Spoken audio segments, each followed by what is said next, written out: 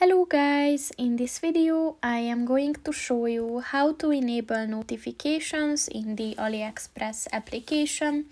But first I just want to mention, don't forget to subscribe to my channel, because at 10,000 subscribers I am going to show you my whole YouTube revenue statistics and growth strategy, as well as how to make money online. Let's jump into it. First of all, open the application on your phone. And then click on the account button at the bottom of the page on the right. And then click on the settings button at the top of the page on the right. And then click on the notification settings button.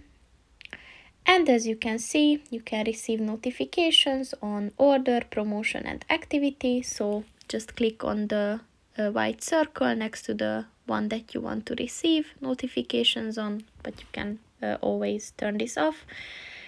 And that's pretty much it for this video, guys. See you in the next one. Goodbye.